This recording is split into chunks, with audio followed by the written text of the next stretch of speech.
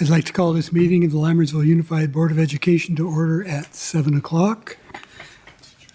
Just a reminder, this meeting is being recorded and live streamed, so please silence or turn off your cell phones at this time. If anyone would like to make a public comment, either during public comment or at the time of a agenda item, please fill out a blue card in the back and bring it forward so that we know when to call on you.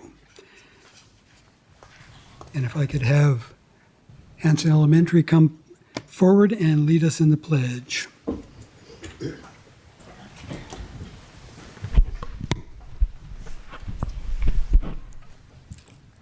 I pledge allegiance to the flag of the United States of America and to the republic for which it stands, one nation, under God, indivisible, for liberty and justice for all.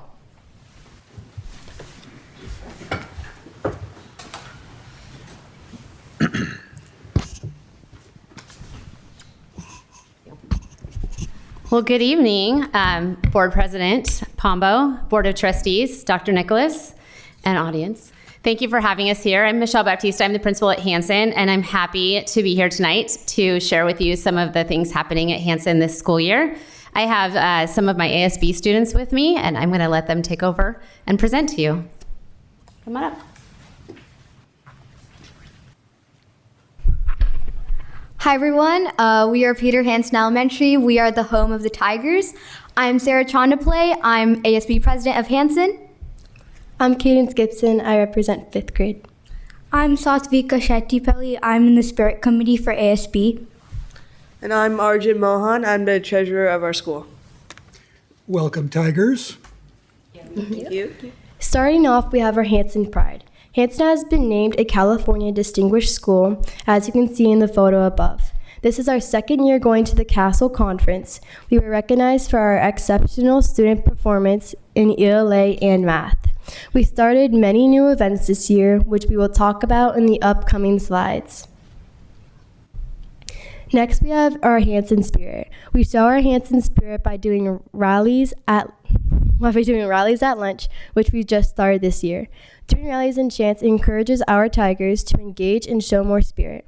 Wearing our school colors is a way for people to identify with Hanson Spirit as well.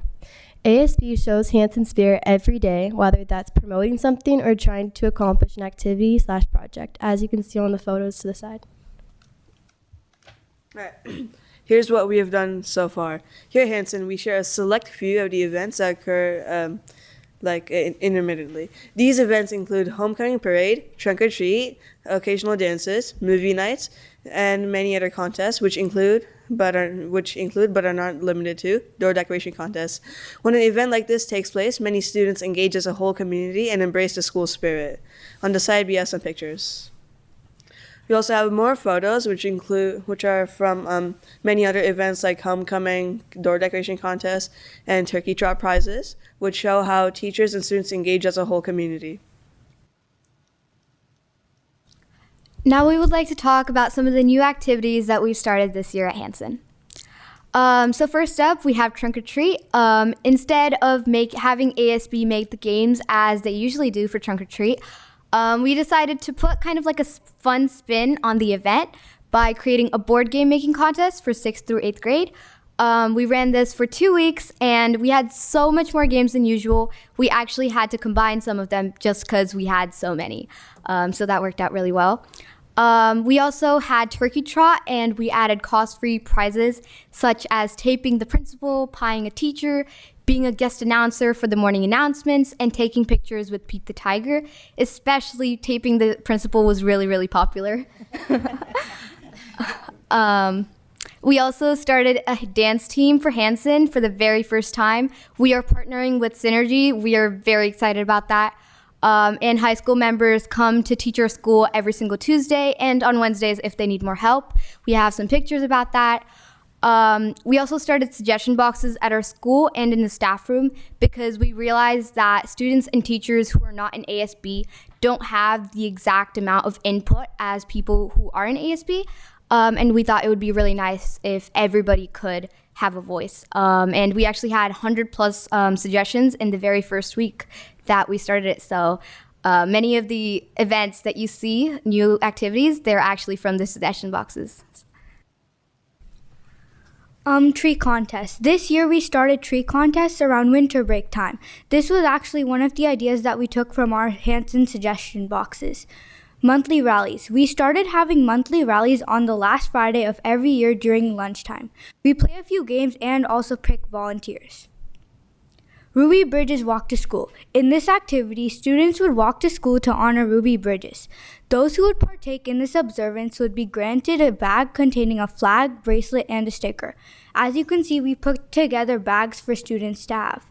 Election. This year, ASB conducted an election for the Tigers to select a person worthy of the roles of president, vice president, treasurer, secretary, and 5th grade rep. Those are a few pictures of people that tried out.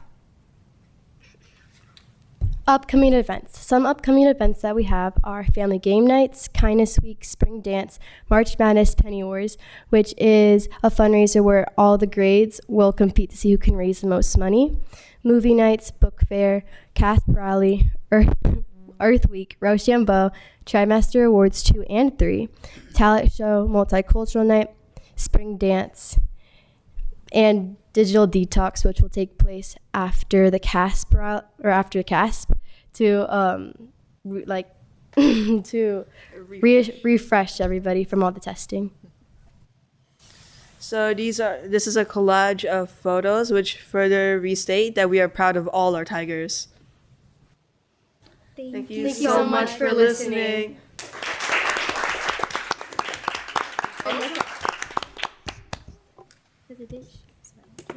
Thank you for coming, and thank you for that presentation. And if you would like to leave at this time, you may. If you'd like to stay and watch our riveting meeting, you're certainly free to do that as well. Thank you. Thank you. I do have a question to our Tigers. So you mentioned that you're partnering with a Synergy Dance Club and you're practicing dance, is my understanding correct? So are you going to perform in the talent show? Do you have plans? Yeah, we have one performance in March, just like for dance team itself, and we also have one like at Talent Night. Awesome. Thank you. And I also want to appreciate and really give a kudos about the suggestions box, because that is one way where you are telling every student there that their voice is appreciated and heard, and you're actually taking action upon that. So great job to that. Thank you. Further questions or comments by the board? I have a quick one. Yeah, I just wanted to say that was an outstanding presentation. I really loved all the things you guys talked about. I actually took notes for my own leadership just because I think you guys have some really cool stuff, like the suggestion box that Trustee Daniels talked about, the guest announcements. I thought that was really cool. Just overall, really cool presentation. You guys are so well spoken. And yeah, just good job, guys. Thank you. Can I say, my two kids go to Hanson, if the students didn't know. And so, one, I get to come to a lot of your events because of that. And so you guys do a great job.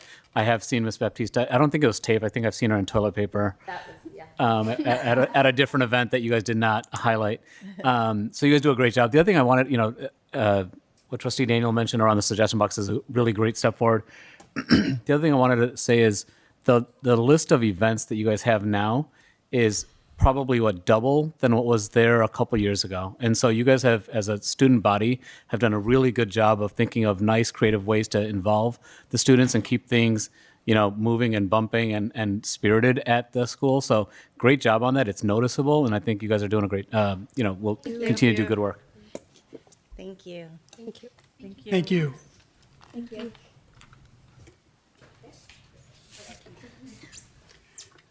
Roll call, please. Lisa Boulay. Here. Benita Daniel. Here. Samik Modi. Here. Stephanie Olson. Here. David Pombo. Here. Donovan Rudish. Here. Approval and/or corrections to the agenda. There are none. Move to approve the agenda. Second. On a motion by Trustee Olson and seconded by Trustee Boulay, student preferential vote. Aye. All in favor? Aye. Opposed? Motion carries with 5 ayes. Item 5, committee reports. Item A, District Advisory Committee, Trustee Modi. Nothing to report. The next meeting for the District Advisory Committee is on May 20th, 2026. Thank you. Item B, District English Language Advisory Committee, Trustee Olson. Yes, the next District English Language Advisory Committee meeting will be a joint meeting with the Education Committee on March 12th, 2026 at 6:30 p.m. in the Professional Development Center. Item C, Education Committee. And as Trustee Olson mentioned, the next meeting is a joint meeting with the DLAC Committee. Item D, Facilities, Trustee Olson. Yes, the Facilities Committee met on February 5th, 2026, and we discussed formally warning users of our facilities who allow children to use the phone system and a potential a fine for those who do that so that it doesn't impact the district's finances. We also, staff did extensive work reviewing civic permit uses to determine how many people were using the facilities from within Mountain House and from without Mountain House. And they happily reported that most of our tiered users are serving our kids here in Mountain House and our residents. So that analysis was appreciated and helps inform facilities decisions going forward. And we regret to say that we will no longer have the water fill stations on our facilities agenda, as those have been all installed in the schools. And that concludes my report. It only took us 10 years. Can I ask a question about is this appropriate? Is it safe to assume that when you say within Mountain House, you mean within the district, or was it specifically Mountain House for the usage, the delineation of those that are using our facilities or not? You know? You mean, like, does it include the people that live in Lammersville? Yes. Yeah, that it includes them Okay, too. got it. I guess I meant, like, adult wise, it's pretty much mostly Mountain House Okay. residents who are using it. But. Item E, Policy Committee, Trustee Daniel. Nothing to report.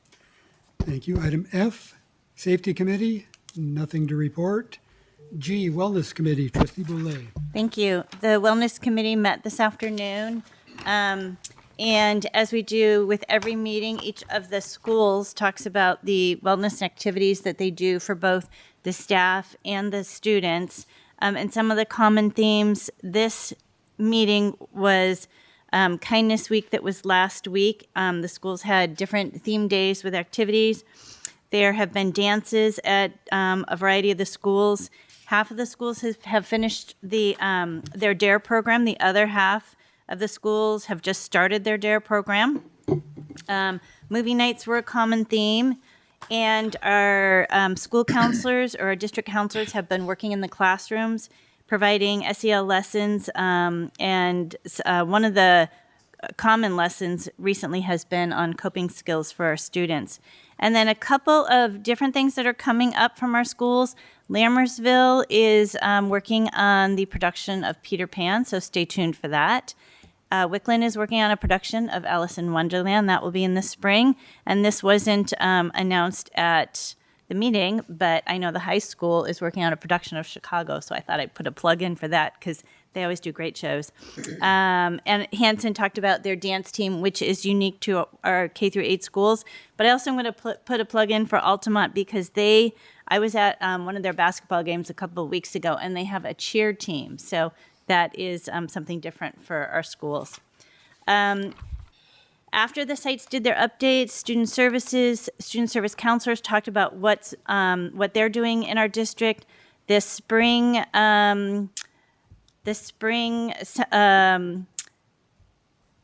started with the parent workshops for both Loving Solutions and Parent Projects, and I understand there's very good registration numbers for both of those classes. They talked about the Daybreak Health Teletherapy that was started in January, and talked about prevention services and some of our SEL curriculum. They also talked about the anxiety cycle, which is a barrier to academic success, and this is on the rise for school-aged children, not just in Mountain House and Lammersville, but across the country. And the final topic for the agenda was the farmers markets, which will be happening at our K through 8 schools on March 16th, March 17th, and March 18th. The next Wellness Committee meeting is on April 22nd, and that's the end of my report. Thank you. Item 6, Governing Board Reports. Student Trustee Rudish. Good evening, President Pombo, Lammersville trustees, and Dr. Nicholas. First off, I just want to say thank you, Trustee Boulay, for some of the shout outs you did to the middle schools. It's funny, I'm like looking at my script, I'm like, oh, like those are some of my points. Just kidding, but starting with leadership.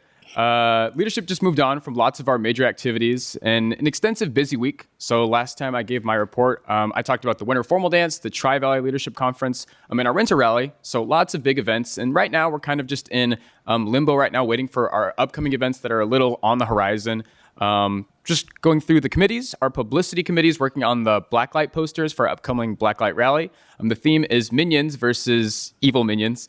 And we'll be pitting our upperclassmen against the underclassmen. Athletics has recently been focused on recognizing our awesome sports players. They do athlete recognitions once a month. I think their next one's coming out soon. Activities is prepping for the Blacklight Rally. So the activities that they're going to do, the different clubs that they're going to showcase. Digital media did a lot of Valentine's Day posting for the Mustangs. They did some special features, some shout outs. They're working on a senior decisions post for where all of our senior Mustangs will be going. So just really exciting. And in general, with leadership, the leadership team is partnering with the Black Student Union Club to create a movie night. So this will be taking place February 21st. Ticket sales this year are a whopping $0. So feel free to stop by for food, drink, and a good time. This year we'll be watching Black Panther. For our sports updates, one of the really cool ones that I think I have the opportunity to talk about is our recent boys basketball game against Oakdale. It was a really lively game, and we had a courtside ESPN commentary, so they got a whole booth out. They had like people with wigs and speakers, and it was just a really fun time. It was super packed. And at the end of the game, the entire student section just flooded the court, and was just hyping up our team. So it was by far, I think, one of the best games that we've had. We won, by the way. In regard to our middle schools, Altamont recently had their report from Leadership President Amun Faubert. It's been a busy few months for Altamont ASB. We're especially proud of our 5th to 8th grade Hollywood red carpet dance that took place February 13th. Since our ASB advisor has been away on administrative duty, the student team stepped up to handle all the planning and execution themselves. To keep their upcoming events funded, they've also been running Valentine's Gram sales, which were a major success. And right now, their focus is on the TK to 4th grade Pip Squeak Carnival. They're excited to give their younger students a fun way to hang out with friends after school. And then finally, with Lammersville, the last meeting, I believe I attached the upcoming movie night that Lammersville would be having. Turns out their event was a big success and a great turnout. In their report, they passed out the friendship grams and were almost completely sold out of all of their items. Also, each Thursday, their ASB members take turns running events for the lower grade lunches. Most recently, they did a Duck Duck Goose with the K through 3rd graders, and I think it was a blast for both the 8th graders and some of our younger students. Coming up, they also have a few fundraisers for various groups, including 8th grade band, 6th grade, and LEO. ASB is getting ready for their spring activity day on March 13th and our annual St. Patrick's Day scavenger hunt. This concludes my report. Thank you. Thank you, Student Trustee Rudish. Trustee Modi. Thank you. On February 6th, I was across the street when there were some students from the high school that protested or exercised their civic right.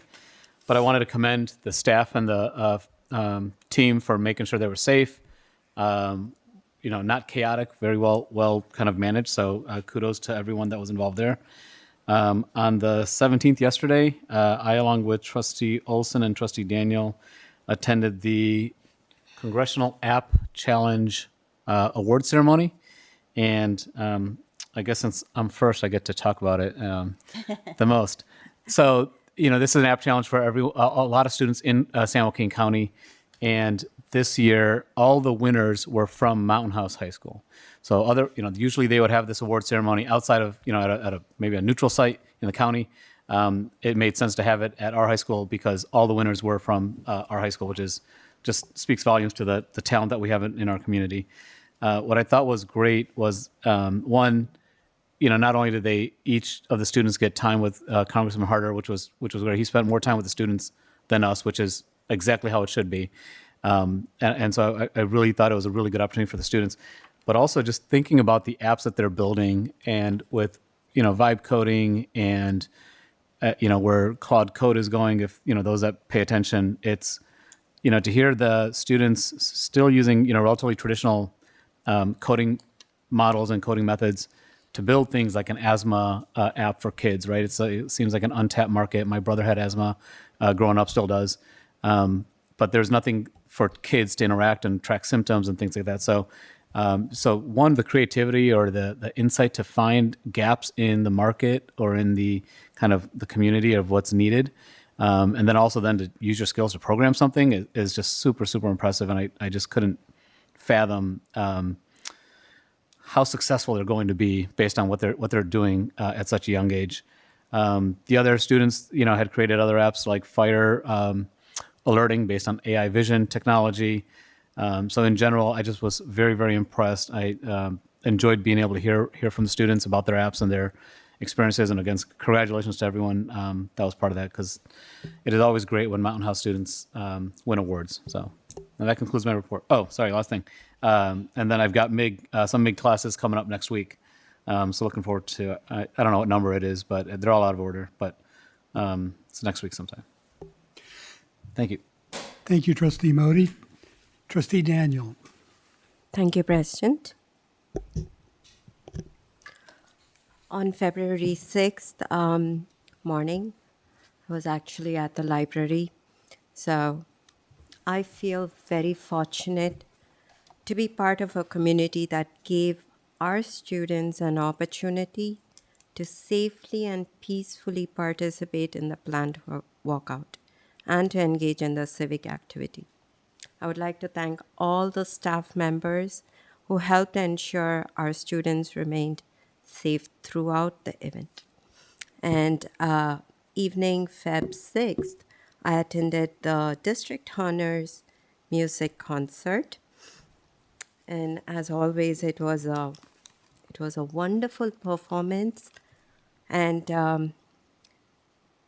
the MC, who was Miss Susan Hendrich, she gave a very good history about how the program started and things like that. There were transitions between the orchestra, the choir, the band, and the transitions were so well organized because Ms. Susan Hendrich kept us filled with information, entertained at the same time. And she also shared about her daughter's music scholarship, which I'm sure would have motivated a lot of the parents and the students there. So it was just amazing to know that from 25 students, now the program has grown all the way to 180 students. So congratulations to all of the kids who participated in that program. I would also like to give big appreciation to all the teachers, starting from Ms. Susan Hendrich, Ms. Goody Choi, Mr. Daniel Andrade, Michaela Imon, Ryan Abdul Malik, Michael Weiner, Kristen Hilton, Sharaya Galbraith, and Nicole Rain. The impact that these teachers would be making in their lives is going to be immense. And the reason is because I was fondly remembering my day there as a parent, as I was sitting and watching the performance. Both my kids were part of the honors and the music department. My son Emmanuel was part of the orchestra. Daughter was part of the choir. They carried the love of music throughout their college years, and they still do that in varying forms. My daughter did choir throughout her college years, and my son became a beatboxer, which I didn't expect, but he still carried his love for music. And my children have always shared with me that their passion for music developed because of their experience in high school with their music teacher, Mr. Troy Rexel.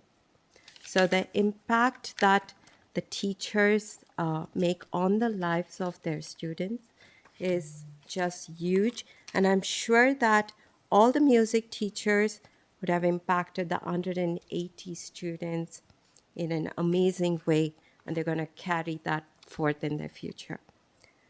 On Feb 8th, I attended a community event. And this community event, the event I attended was actually an orientation by ALHI programs, which was to create an awareness about the ALHI programs. And what ALHI Institute is about is for special need. It's a nonprofit organization which is dedicated to supporting the individuals with special needs through the education development programs and inclusive community engagement. So it was a very heartwarming and educational orientation, which helped myself and the community learn how we could support. On Feb 17th, I attended, as Trustee Modi mentioned, I attended the Congressional App Challenge event ceremony, and it was just amazing. I'm just going to echo what Trustee Modi mentioned, to know that all of our students had won a place, starting from the first place. The second place was also our student, and then followed up by 4 other app winners. I had to go in and research on how many were submitted, how did the county event go on, and so on, the Congressional App Challenge. So I did see that there were over 4,600 apps that were submitted for the competition, and out of which our students ranked first and also won other places, which is exceptional. So congratulations to all the students. And it was great hearing each one of them speak with passion about their app and why did they even, what really inspired them towards that app. So as the first, the winners, Stravia and Alexandra, I got a chance to talk to them. They talked a lot about how they had, they were not able to play sports because they had asthma, and that inspired them to create this app. And I also saw their presentation where they talked so technical, and it was so difficult for me to relate to, but they dissected the code. So I'm sure people from the IT, when they see the video, they'll be able to see that the students talked like they had over years of experience in technology. Also, the other apps which was discussed was 2 of the apps the students worked on were inspired by the agriculture. It was agriculture based. One of the app was tariffs based, and this app particularly interested me about teaching, assistance in teaching, because as a teacher, I felt like, wow, this could help. The student had created an app to help with the piano assistance as a teacher, and she would give the app to the student. When the student plays, the app records if the student makes a mistake, and then the teacher gets the data, and the teacher ends up correcting. So this just sounded really interesting for me as a teacher. So that was a wonderful event. And right after that, I went to the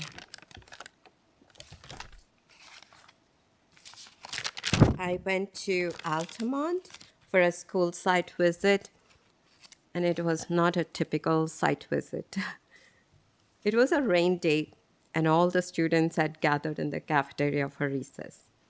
I had the opportunity to engage with the students and staff in a very different setting because we were all in the MPR for a while.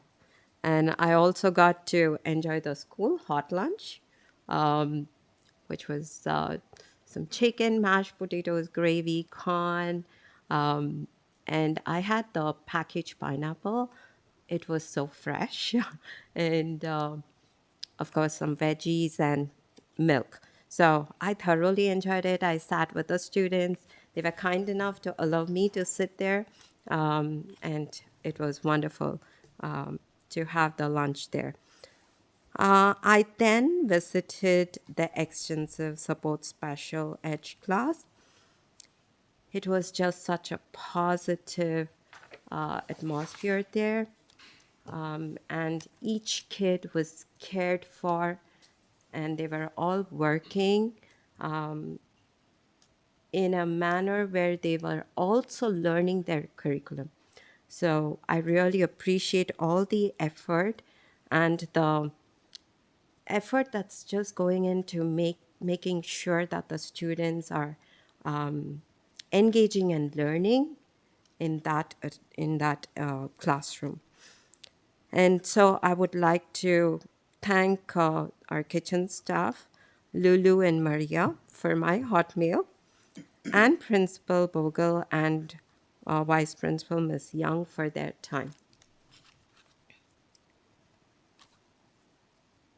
Today, I attended the Wellness Committee meeting along with Trustee Boulay, and Trustee Boulay literally covered everything that was talked about in the meeting, but it's always a wonderful meeting to go to because we hear about all the great things, not academics, but there is always another side to it where we have all the wellness activities going on. One particular thing that struck me was that the usage, like the Daybreak Health teletherapy that's being used and helping others, because we very recently approved that.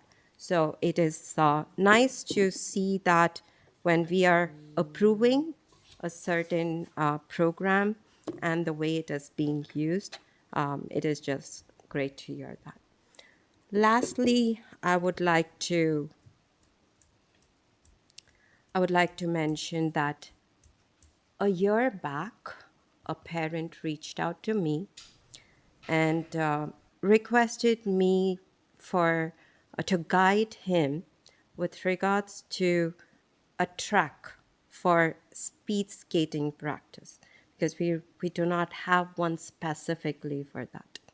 And I guided the parent to our facilities team, and after a year, I received an email from the parent saying, I would like to read it. I'm happy to share that my son, Yuan, has been recently selected to the USA National Freshman Team. This opportunity would not have been possible without access to the Altamont School 400 meters track, and the school support played an important role in that journey. We see this achievement not only as a personal milestone for our family, but also as a point of pride for our school district and the broader community that continues to encourage and invest in student potential, both academically and athletically. I wanted to share this because this credit needs to go to where it truly belongs, and it is to the facilities department. Thank you so much. And there ends my report. Thank you, Trustee Daniel. Trustee Boulay. Thank you. On February 6th, I also attended the District Honors Music Concert, and I want to give a shout out to the music teachers throughout the district. I remember a long time ago when we had maybe one music teacher, and now we have a handful who specialize in different instruments. So we have specialists in woodwinds, in brass, in percussion, and strings, and it really makes a difference. So the music was amazing, and I want to commend our district staff, our superintendent for really being dedicated to our music program. And I'm sure that our families appreciate that we keep that a priority in our district. On Monday, the 16th, I attended the Mountain House High School inaugural Science Olympiad Invitational Awards Ceremony. And this is a unique event because it was our high school Science Olympiad team and the students, along with their coach and some parent volunteers, who held an invitational competition for only Mountain House schools, for Lammersville schools. And it comes at a very good time because the county competition is 2, maybe 3 weeks away. So it gives our students, this was for the B division, that's the middle school division, it gives them a really good opportunity to, if they've never been in Science Olympiad before, to know what it's like to have a full day of competition. So kudos to the high school team and to all the teams that participated. It was a great event, and I'm glad that we're doing it. Hopefully the high school will do it every year. And then earlier today, I attended the Wellness Committee, which I reported on, and that is the end of my report. Thank you. Thank you, Trustee Boulay. Trustee Olson. Yes, President Pombo, thank you. On February 6th, as several of my fellow trustees have already reported on, I attended the district middle school honor choir band and orchestra concert, and as they have stated, it was so impressive. The names that Trustee Daniel read off of those teachers all put their heart and soul into it, and it was really what a great experience for our students to have the opportunity to work with multiple different teachers and see different styles of teaching and conducting. And I think that, we've mentioned all the names except 2 that I think are also critical that have worked behind the scenes, are never recognized, but they get the instruments ordered, they get the inventory covered, and that's Assistant Superintendent Sharp and Director Faubert. I know that they are the leaders of the whole program, and so I'm just really appreciative of all the work that everyone does, because music has been a priority in our district for a long time, and I hope that everybody can kind of sit back and listen to that wonderful music and enjoy the fruits of your labors, because it's really impressive. And on February 5th, I attended the Facilities Committee meeting, which I already reported on, but I just want to add that one thing that came up at the Facilities Committee meeting was there were some community members that came and had some concerns about getting facilities, and it was really wonderful how our district staff worked with them to come up with a creative solution that doesn't provide any kind of special treatment or favoritism, but works within the confines that we have to problem solve in a way that, can best suit them. And I know that that's what our staff does at all the times. And so I just wanted to take this as an opportunity, just to kind of get it out there on the record again, that the best way our community can help themselves is to going directly to our staff and working with them, because they want to work and problem solve, and they're very good at it. And so I'm very appreciative of our Facilities Committee for working with that particular community group, but the way they do it with everyone is impressive. And then I also attended the App Challenge winners with the Congressional App Challenge Awards, and as has already been stated, those students were amazing. I mean, Mountain House dominates.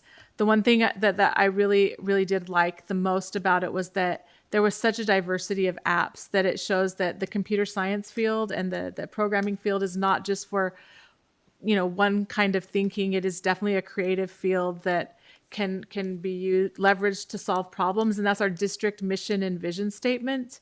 So it's really great to see that we are producing critical thinkers and problem solvers who are trying to, as Trustee Modi and Daniel already said, solve problems with students wanting to participate in sports who have asthma. Or the app that really caught my eye was the piano practice app, the music. I would love something like that for my daughter and her cello, like where I can send something to the teacher that tells her what she needs to do better and help her grow.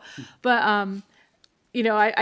I think if you had been able to make it there, President Pombo, you probably would have really enjoyed the agriculture apps and had some great questions for them, and Trustee Boulay, the health apps, and there was an app for every board member up here. So it was really great, and I'm just grateful for all the programs that we have for our students, and thank you, Congressman Harder, for having that challenge and giving people an opportunity to shine. And that concludes my report. Thank you, Trustee Olson. And I will start by saying I was very disappointed that I had a previous appointment that I could not change. Otherwise, I certainly would have been at the ceremony yesterday.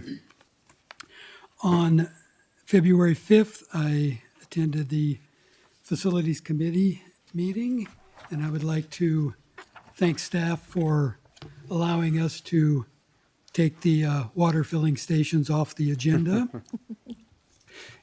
In seriousness, I would like to thank staff for the hard work that they put in to make that a reality. I brought that to the Facilities Committee some time ago, and I know staff worked really hard to get those water filling stations not only purchased and installed, but done well, and we were able to save some money in the long run, which was really nice.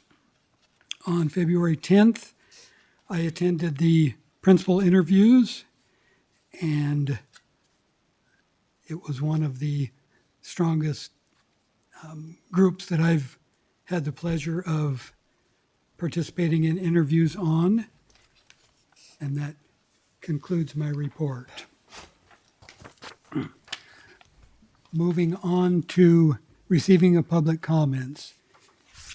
Is there anyone in the audience that would, if you wouldn't mind filling out a blue card, I would, in the back, I would appreciate it.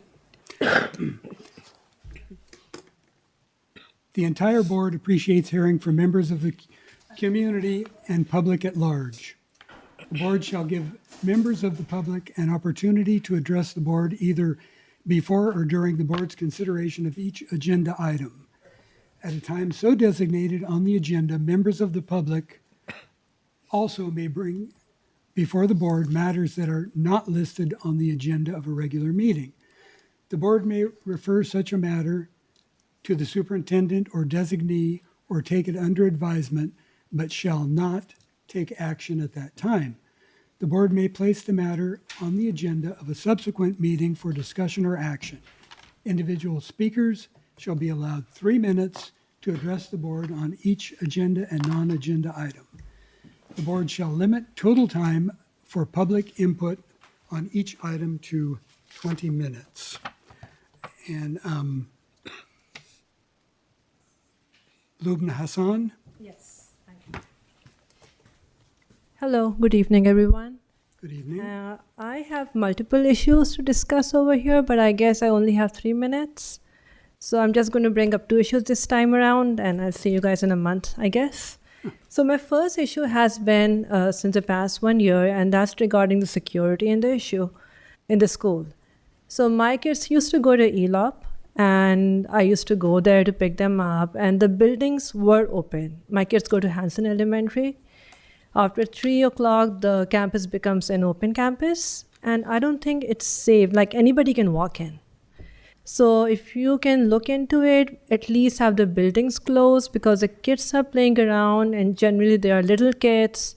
It does not look safe at all, to be honest with you. And then we have the back gates of the school, gates B and C, and there's nobody over there when the kids go in the morning. So it just takes one bad person to do one bad thing. We all know that. So if we could look into some form of security measures, if parents could volunteer something, that would be great. And my other concern is this. So it may sound like a conflict of interest, but I'm the owner of No Guilt Cravings, which is like healthy food for healthy snacks, breakfast and stuff. I met with the school, Hanson School, last year with the principal regarding all the junk they got towards the end of the school, and we had a very positive discussion. However, come Valentine's and my kids come home with this, They eat all the junk in the school. I, as a parent, am trying my hard to feed them healthy. But when they get exposed to something like the cupcakes and the cookies and all that stuff, they give me a hard time. They get used to that stuff. They don't want healthy stuff. So I understand Christmas time, it makes sense. Kids have sweets and desserts and everything. That's fine. But on normal days towards the end of the school, or even Valentine's for a second grader, third grader, they don't really need it, to be honest with you. And all the stuff the parents end up buying, they could donate it to somebody poor who actually needs the stuff. This would go into trash for the most part. So my concern is that for two things, for the health of the kids, number one, if the school could look into getting rid of the unnecessary events or bringing goodies to school which are not really needed. And two, probably spend all this money to help the poor kids who really need the stuff, not our kids. So these are two of the concerns which I wanted to point out. Thank you. Thank you. Dr. Nicholas, could we have... Yes, someone will contact her. Yes. Thank you. Item 8, consent items for consideration.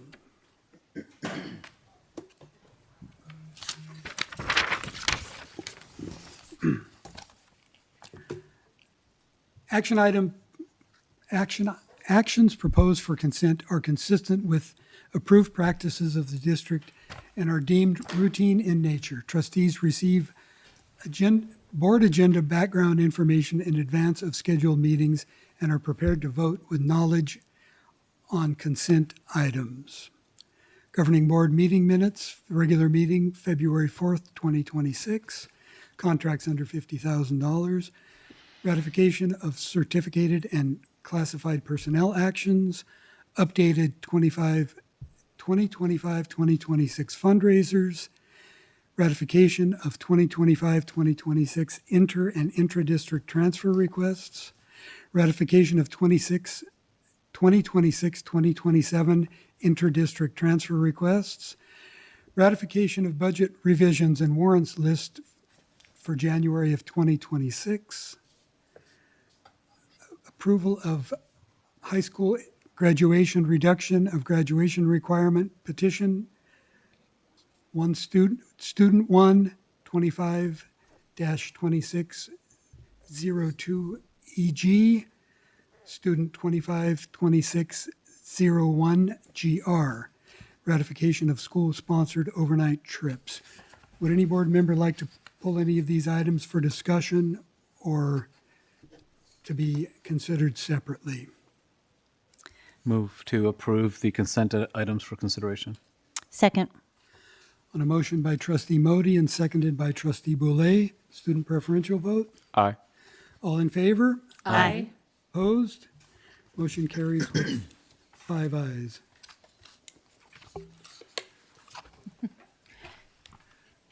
Madam Clerk, Yes. would you do the honors? Yes, with pleasure. We'd like to welcome the following hires to the Lammersville Unified School District.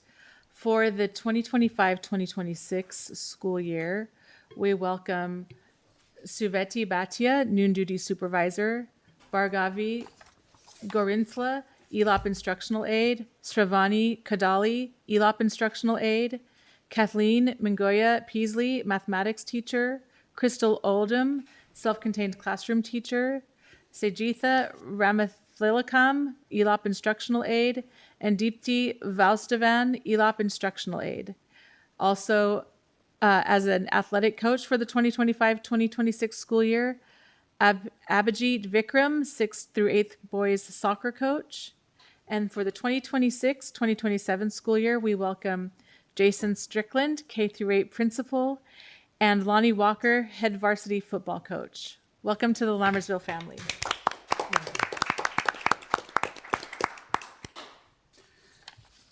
Principal Strickland would like to come forward and say a few words. Thank you, President and board members. Dr. Nicholas, I just want to say thank you for the opportunity to return to such a phenomenal district. Just this meeting alone reminds me of how special this place is, and I'm excited to serve these students, staff, and families once again for Lammersville Unified. So thank you. Welcome back. Yeah, welcome. Welcome back.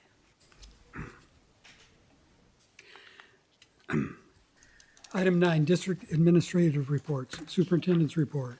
Yes, as we're kind of going through a roll call of really cool things that are going on, I have a couple of more things here. We had a Mountain House High School student win a National Honor Society scholarship. Her name is Tanu Goyle. So we want to congratulate her on her efforts. And we're very proud of what she has accomplished. And then at the San Joaquin County Office of Ed County Fair, we have a number of polysyllabic words I'm about to read. So here we go. They honored mathematics, computation, engineering, science, and the arts. In investigative science, Pranay Rishi Nalem won first place for his work. And here we go. On quantum-inspired reservoir computing using simulated sprintronic networks. Could you explain that? Mr. Ruddish will be explaining these later.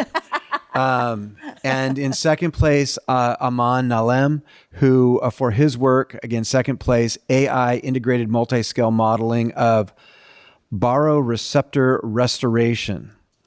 I hope that has to do with lower back pain because I'll be hitting him up on that. Investigative math and computer science category, Hanish Achalara won first place for his research project, a deep learning ensemble for retinopathy of prematurity classification of neonatal fundus. I guess that's a plural. And in second place, Alok Hirier for second place for development of his personal finance app, Cognizance, harnessing behavioral psychology to escape the debt trap. And then investigative engineering, Sayada Zainab Fatima won first place for the work ICAM, a novel, non-invasive portable device leveraging PPG and respiratory EMG signatures for resource-efficient detection of ictal central apnea in non-convulsive seizure monitoring. That's longer than my doctoral dissertation title. And then a group of 3 students, Hamarit, Bal, Pradyun, Akala, and Abhishek Ranjith won second place for their project, Dynamag, Dynamic Electromagnetic Control and AI-Assisted Targeting of Drug-Mimicking Particles Under Physiological Flow. And then finally, Jazeline Behal won third place for her creative mixed media art project entitled, and are you ready? Who Am AI? And so congratulations to all those incredible kids. The future is bright. I think we should give a round of applause to all those students and the superintendent. All right. And then I wanted to, were you going to say something? I was just saying, I'd give him an award just for those titles. Absolutely, absolutely. And then I want to thank student trustee Ruddish for setting me up for this next one. Last week, our Mountain House boys basketball team had an incredible victory, a shellacking of the second place Oakdale Mustangs, 72-43. Shellacking starts when you win by more than 20. But this also represented their league championship victory. Going into the week, they had to win 2 games. They won both. So they finished the regular season at 23-5. They are current and 10-2 in league. I believe this is their second league championship in 2 years. And they are currently playing, and I was trying to get it on Max Sports or Max Prep Sports, the score, but they're currently playing an unbelievably competitive Vanden team at Vanden on the Air Force Base over there, who are 22-6 and 10-2 on the season. It'll be a very competitive game, and we wish them the best of luck. And then I believe the Pombo picture. Oh, The Pombo pictures were taken by me today. They're going through a further test. It's called Noel Balzerini Analyzes Cryptic Poorly Taken Pictures in a Cold Winter's Day to be analyzed and presented forthwith at another date. And that is, Mr. Pombo, my report. Thank you. Item B, district enrollment report. We are at 8,186 students. The high school is currently 2,546 students, and Pombo Elementary School currently has 69 K-8 students registered in our district, and there are 13 the Pombo Region J 13 high school students. Does that number include existing students who are registered elsewhere? Or is Meaning that going to schools in going the to- district? Yeah, live in that neighborhood. Yes. But live. Yes. Okay. Thank you. Item C, district maintenance and operations report. Good evening. Update on a few items. The pool, since the last meeting, we're still waiting on the parts for the autofill valve. There's no issues currently with the chemicals. The heaters and the solar power are working. No issues there with the temperature. We did have issues with the heated water on the inside of the building, but that's a different heating system. It is being repaired right now. With the recent rainy weather, the water is still off on the fields. We're working through a few of the roof leaks and some gutter issues at the moment. And then currently we have one openings for an operations supervisor. The interviews are scheduled next Thursday, and there are no issues with civic permits. Thank you. Thank you, Director Dixon. Item 10, action items. Item A, consider approval of the 2024-2025 school accountability report cards, SARC grades K through 12. Staff report? This is a mandate, and we've completed the task. We recommend approval. Move to approve the 2024-2025 school accountability report cards, SARC grades K through 12. Second. On a motion by Trustee Boulay and seconded by Trustee Olson, are there any questions or comments by the board? I'll ask the question, which I know the answer, but I think it's just good for public awareness. I thought it was peculiar that we're approving the report after it's been published, and I think the deadline to publish is February. And so I asked staff about it. And do you want to just really quickly talk about the timeline that forces us into this position? So we have our own data we control, and we're really good at it and timely. The state is not always timely. So as it rolled out, the state was giving information that was needed for the SARC report to the company that helps us put the SARC together. The timing was poor for January. And so the way it all worked out is by the time everything got put together, it got to this agenda. Assistant Superintendent Sharp assured me that the goal will be to get it done in the proper order, as long as the state doesn't hold that up. Thank you. Imagine that, the state botching something. I was just setting President Pombo up for a comment that I would expect. Thank you. Thank you for being my wingman. Student preferential vote. Aye. All in favor? Aye. Opposed? Motion carries with 5 ayes. Item B, consider approval of CSBA 2026 Delegate Assembly Subregion 8A ballot nomination. Staff report? Yes, so we have an important member of the district board who participates in this very important organization, but the board can choose one or up to 3 of the folks listed there, and then I believe we report that back to Mr. Ois. Can I start the discussion by nominating Mr. David Pombo for one of the seats, please? Thank you. Is there can I ask a question? Probably that you might know. Is it more advantageous to nominate only one person? Would that help in any way? In this case, I don't believe it would, because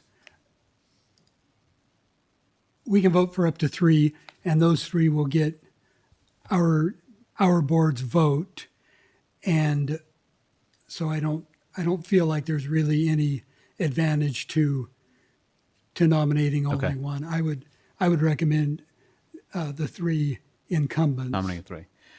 The only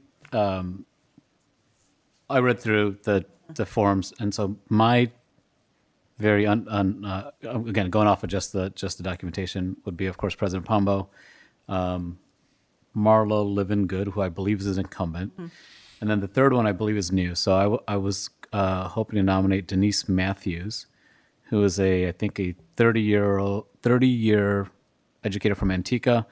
The reason I nominate her, I think it gives variety of tenure on boards. And so that way, this is someone I think who's been on for maybe less than a year, but obviously has a lot of education experience. And then there's, I believe Marlo has been on a board for 4 years, and then of course President Pombo for 5. So that was my rationale, but I'll throw that out there as my nominations. I believe Kate is also an incumbent. So I think there are 3 incumbents, Marla, Dave, Mr. Trustee Pombo, and Kate. Correct. Yeah. So I Okay. So Denise, but you're right. Denise is the one that has just 7 months on the board. Yeah. But I was had a very different opinion because I feel like being on a school board is not intuitive necessarily. Yes, she does have an awful lot of experience working in education, but I feel like that first year you're kind of learning your district and you're learning the role of the board. So I think that someone who already has a solid foundation in being a board member would be better for a CSBA board member. Yeah, And of course, it's great to have different opinions, so I totally respect your opinion, but I Yeah. just want to throw mine out as well. I agree with Trustee Boulay, and I agree with President Pombo's recommendations. I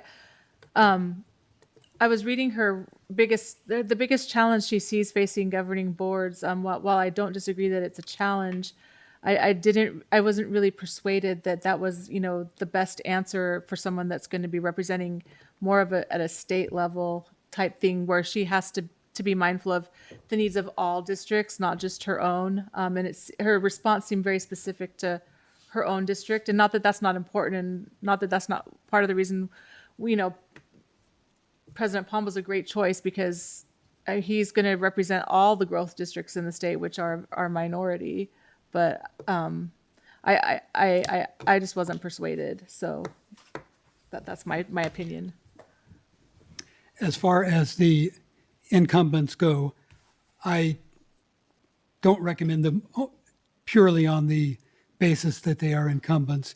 I've worked with both of my fellow incumbents for years, and they are effective. They are committed.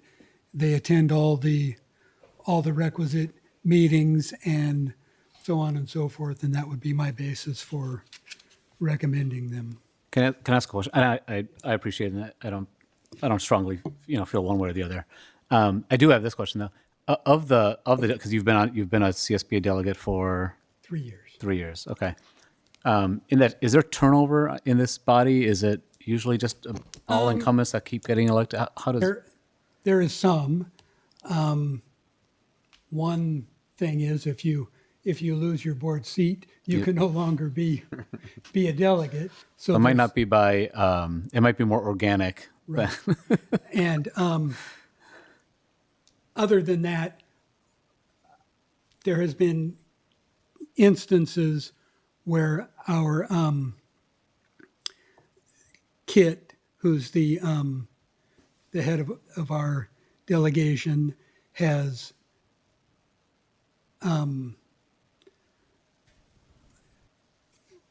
rescinded the designation of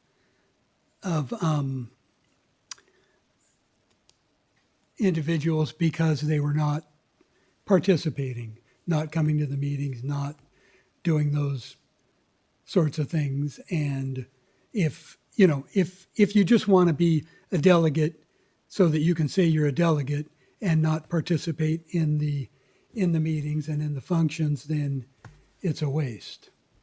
President Pombo, could I ask a question about that? How important as a delegate is it to kind of maintain those relationships and getting things moved forward that are important to maybe the needs of our district? Well, I think it's important for delegates to be involved and to voice their opinion, and it helps individual districts, but it also helps the entirety of districts if you have involved delegates who are participating and have an opinion and voice those opinions and so on. President Pombo, I have a question. So you are highly recommending the incumbents, and I hear that. But I just want to, and you also mentioned if you do not have a board seat, then it's no more valid. Correct. Do we know if any of the incumbent is going to be running for the election that's upcoming? That I'm not certain of. I'm not sure. Okay. So based on, when I was reviewing all the documentation, based on the experience and how each of the candidates answered the questions, my top three choices were Trustee Pombo, Marla, and Kate. Again, these are the three incumbents. Can I make? Go ahead. Sorry, one last thing. So I'm just curious as to what the process will be. So Kate has 11 years on the board, so I'm assuming she's in her third year of her third term, right? If these are 4-year terms, so she would probably be up for a election this year. Possibly. Is that so? What would I guess it depends on if there was a special election and there was a 2-year, because initially I had a 2-year term was my first term. So it really depends on if the person was originally appointed versus whether they were elected to a 4-year term. if we nominate her and she, let's say, gets elected, what happens if in the middle of your 2-year term you lose your board seat? In that case, the Mr. Kidozzi, who's the head of our area, would appoint someone to that. He may very well appoint someone from this. Okay, got it. From this list. Okay, sorry. Go ahead, Trustee Boulay. So I was going to make a motion to select Trustee Pombo, Marla, and Kate for our nominees. I'll second that motion. On a motion by Trustee Boulay and seconded by Trustee Olson, student preferential vote. Aye. All in favor? Aye. Opposed? Motion carries with 5 ayes. President Pombo, I just see that Kate Powell's term will be ending in December 2026. All right. Thank you. And thank you all for your support on this. Item C, consider approval of contract with Teamwork Speech Therapy for occupational therapists for the 2025-2026 school year. Total cost $61,560. Staff report? Yes, we entered the 25-26 school year with an occupational therapist and what is called a CODA, which is a certified occupational therapy assist. The volume of need is led us to make this recommendation to add services from an occupational therapist in addition to that for this total of $61,560. And then we're going to change our plan for next year, 26-27, and enter the year with 2 occupational therapists as a result of how this has played out this year. Any questions or comments by the board? So we're providing more services for our students. Is that accurate? Correct. Thank you. And it's going to keep coming. And I just have one question. This is a special ed expenditure, correct? That is correct. And the money is coming from the general fund, is that correct? That is correct. Thank you. I'll entertain a motion. Move to approve of a contract with Teamwork Speech Therapy Incorporated for an occupational therapist for the 2025-2026 school year. Total cost $61,560. Second. On a motion by Trustee Olson and seconded by Trustee Boulay, student board member preferential vote. Aye. All in favor? Aye. Opposed? Motion carries. And just as an aside, the reason for my question is not that I don't feel that special ed students are deserving of funding regardless of where it comes from.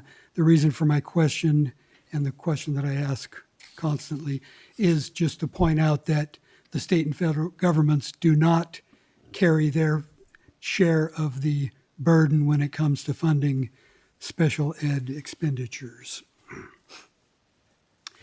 Item D, consider approval of contract with ProCare Therapy for a board-certified behavior analyst, BCBA, for the 25-26 school year. Total cost $57,120. Staff report?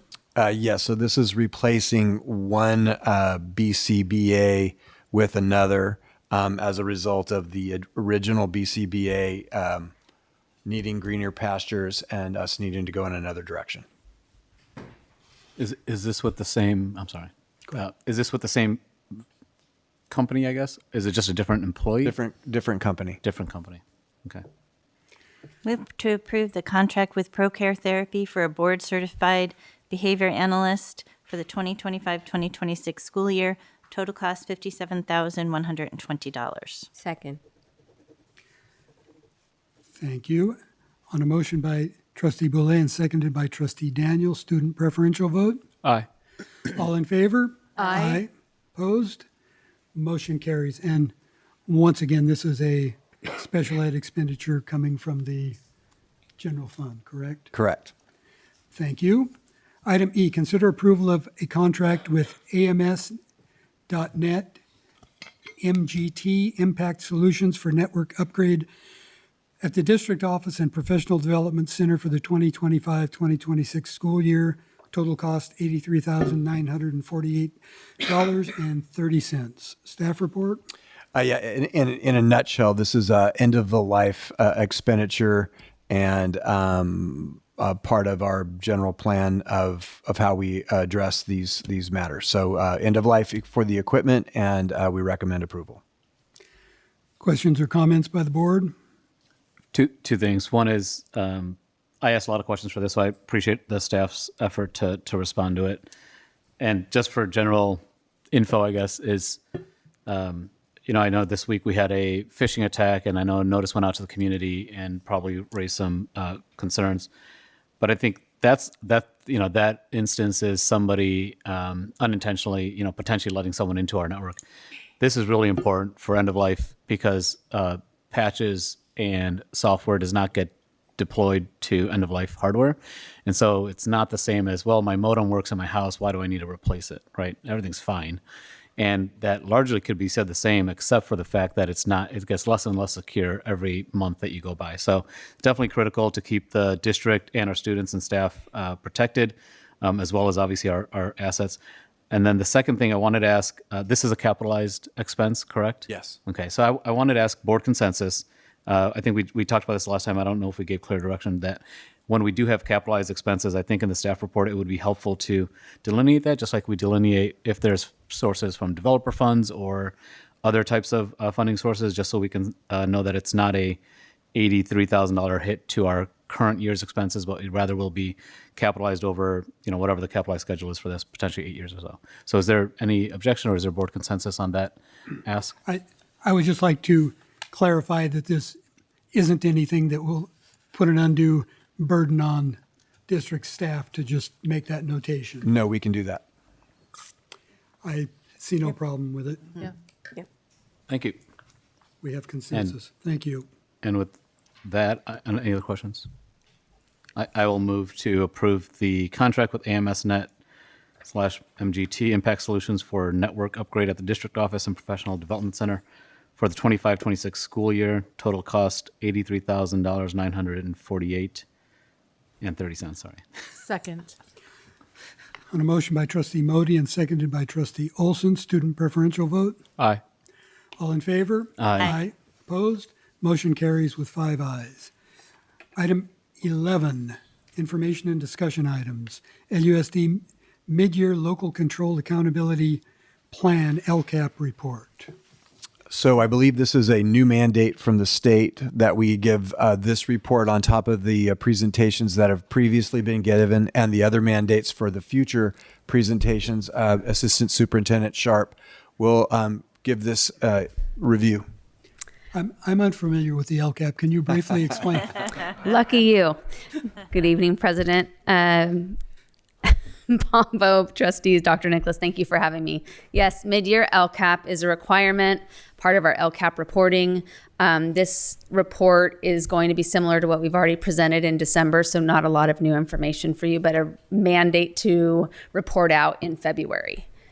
So the background to this, it is a requirement for LEAs to report on the annual update of LCAP and the budget overview for parents. We must include available mid-year outcome data related to the metrics and available mid-year expenditure and implementation data on the actions.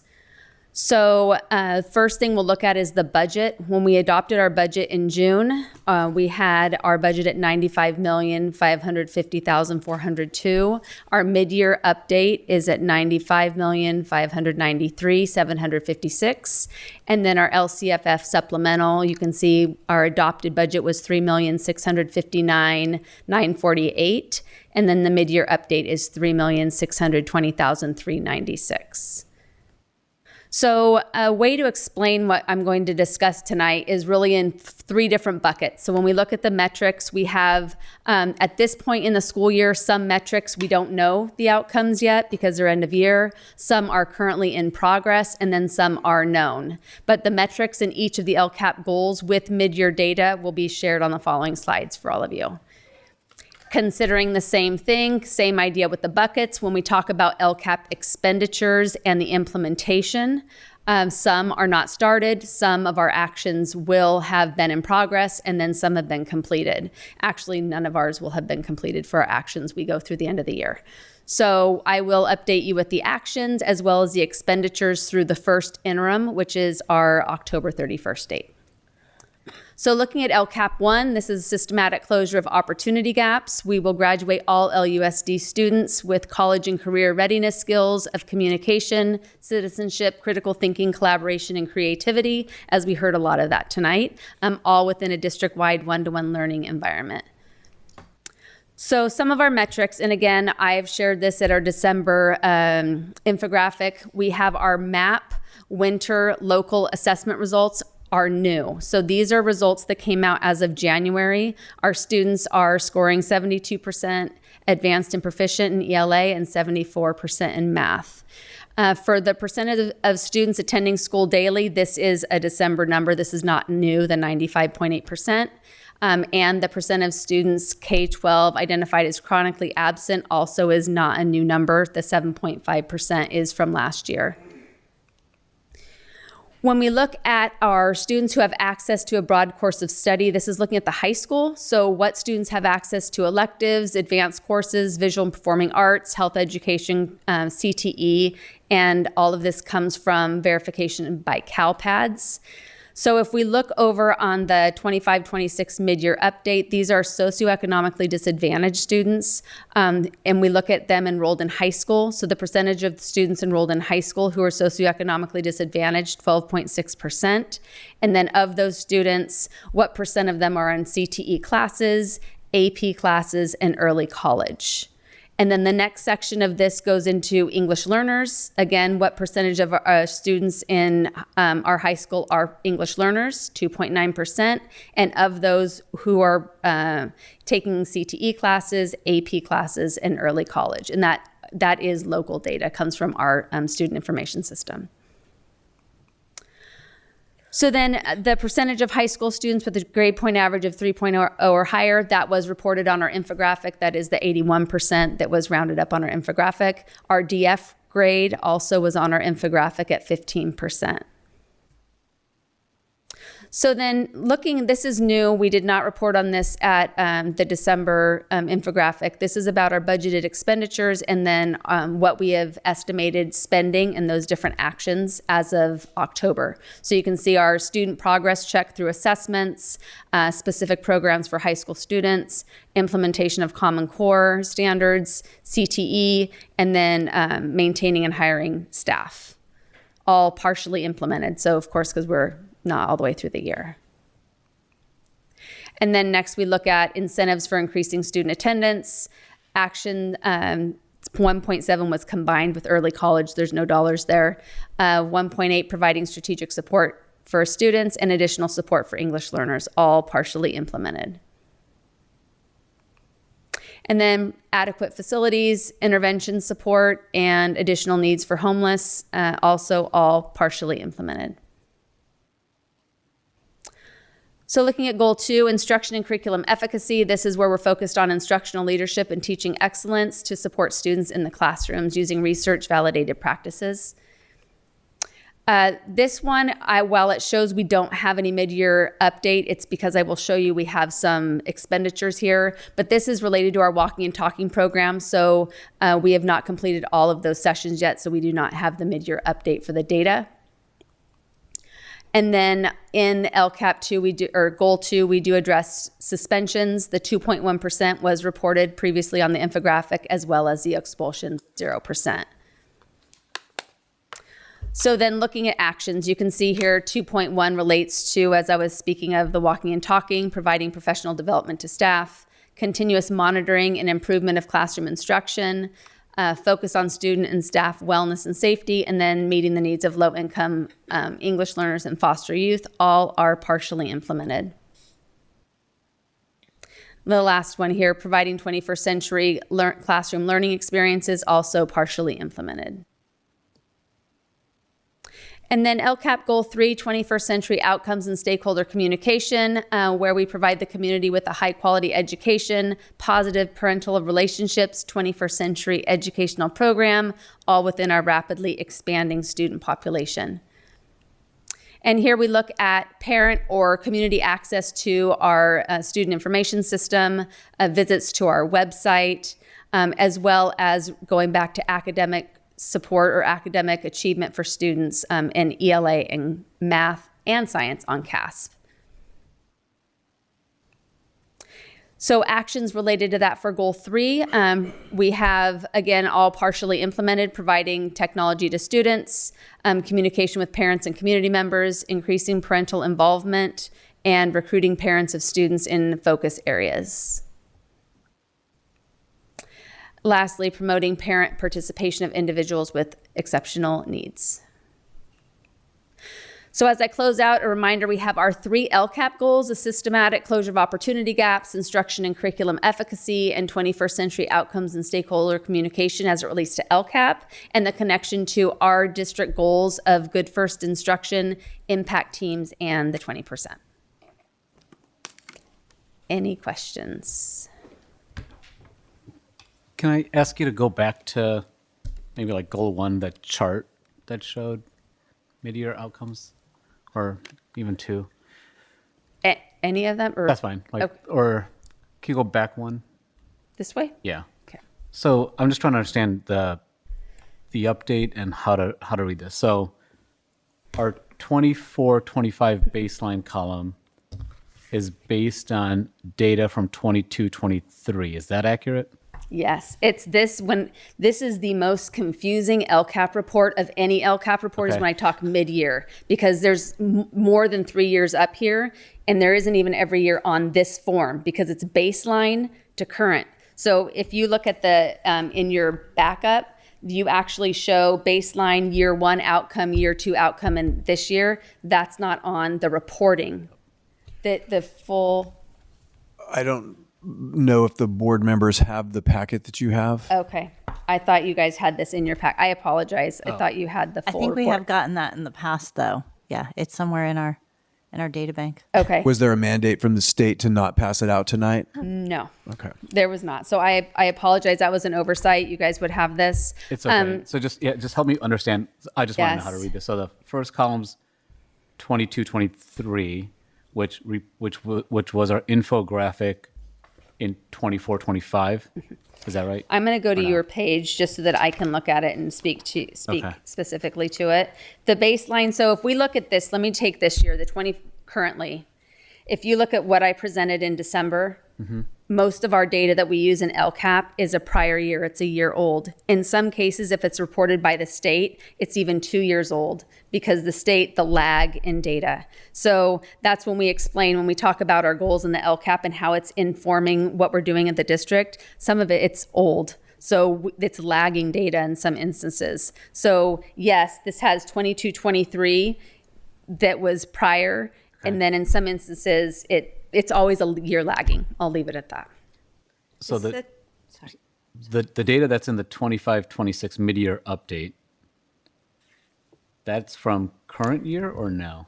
No. No, it is No. not. 24-25 sits last year's data. So this, what I'm giving you an update, that's the thing that's confusing because that's why I'm telling you it's lagging data. So when I showed you on that first screen, I said this is new because it was winter map.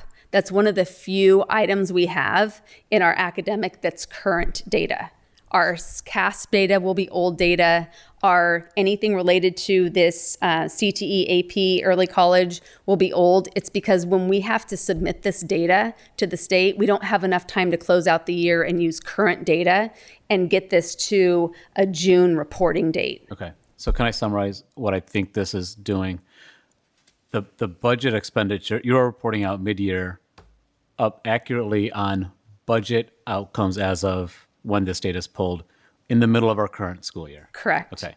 The other data on here related to our goals achievements, you are providing a mid-year update, but that data is not reflective of the current mid-year academic year. Is that accurate? Correct. Okay. Thank you very much. And Thank Is goodness the for data- Sacramento.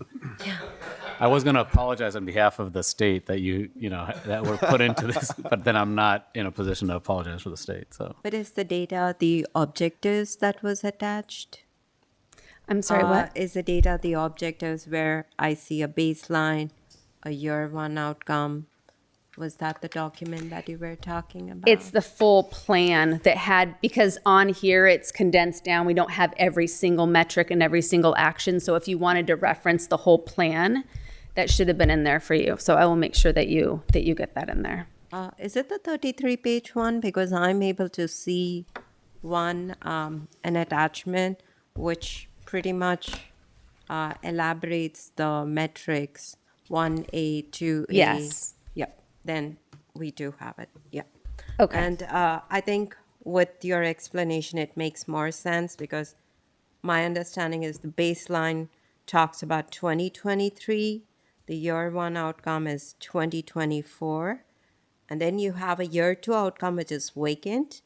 Then there is a mid-year outcome. That's what is being presented. You have the desired outcome, which at the end of the year, we will have the year two outcome filled in. Is my understanding correct? Correct. Okay, got it. Thank you.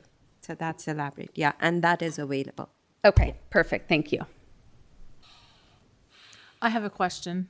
If the state didn't mandate this report and our district were to give a mid-year report, what would that look like? The infographic. Okay. Yeah. the one that was given mid-year a month ago. Yes.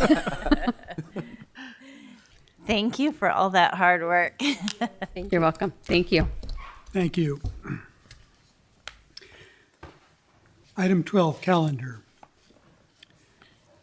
Item A, Wednesday, March 4th is our next regular board meeting at 7 p.m. here in the boardroom. Item B, Thursday, March 12th is the Joint District English Learner Advisory Committee and Education Committee meeting at 6:30 in the Professional Development Center.